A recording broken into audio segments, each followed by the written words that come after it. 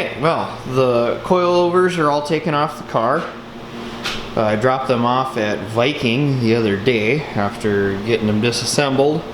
Just gonna get some new seals put on and get them checked out. I mean, I have been beating the heck out of them for 2 years now, so it's about just getting some maintenance done.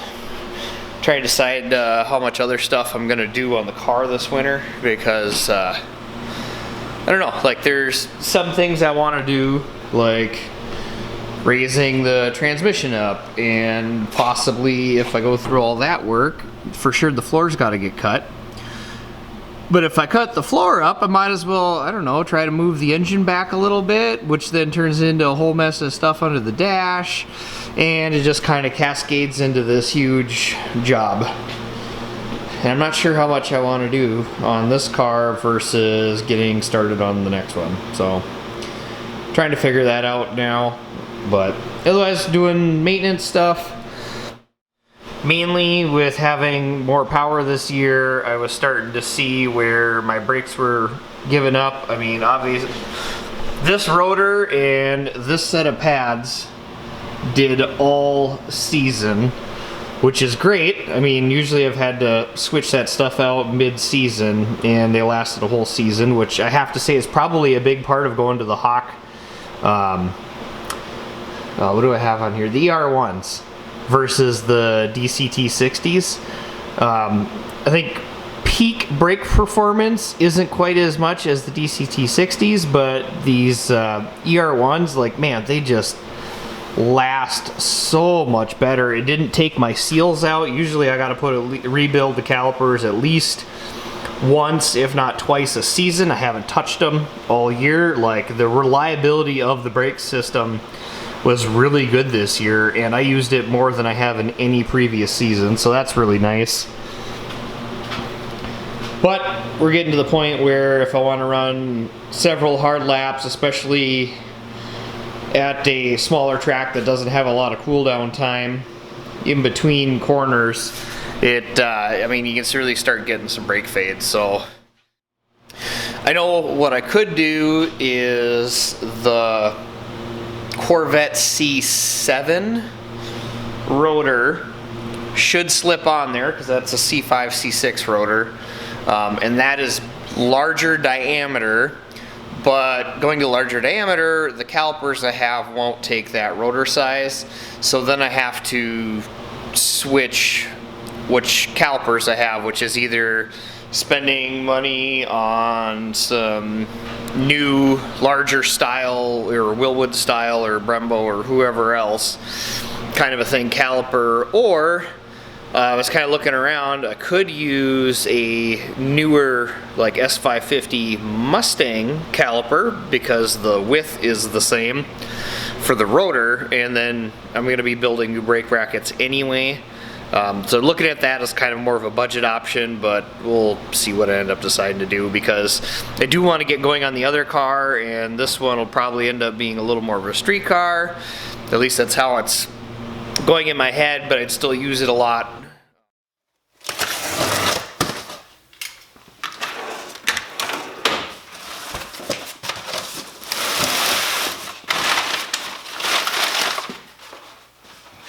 So I got my shocks back from Viking after getting them rebuilt.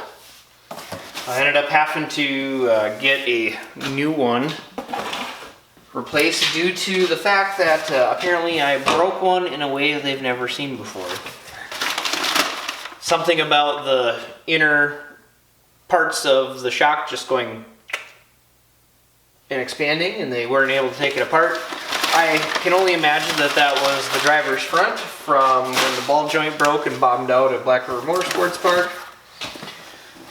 And apparently they had to be in excess of 4,000 PSI created in the shock when that happened. So I'm guessing it was that one. It was better just to replace it and get a new one, versus you know, seeing how much time it was going to take just to try to even get that thing apart, and then if it was even repairable. So yeah, got shocks refreshed. It was probably a good thing. They told me that, well, and I quote, "You're hard on equipment." So yeah, it was good. I've been thrashing these shocks for 2 years now. So they've done probably 25 plus events in that time. So it was definitely time to get them refreshed. So I'll just have to get everything reasonable. Boy, they wrap these things up like they were brand new.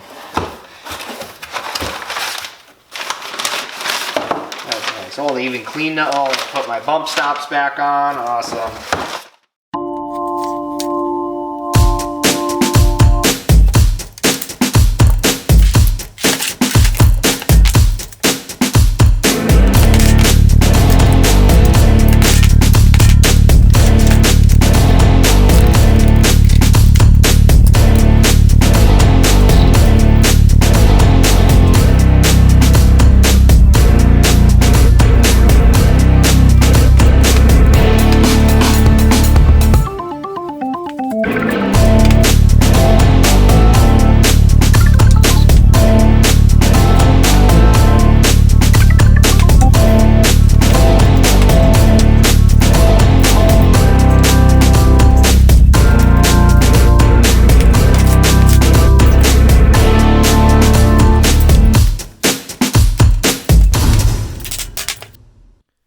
About to get the car back down the ground, but sticking through the stuff that came with the Viking Shocks, they have a new adjuster sheet for recommended settings and stuff. It's a lot more simple than the old one. And they even got a tuning tips thing now on the back. That's awesome. That's going to be super handy.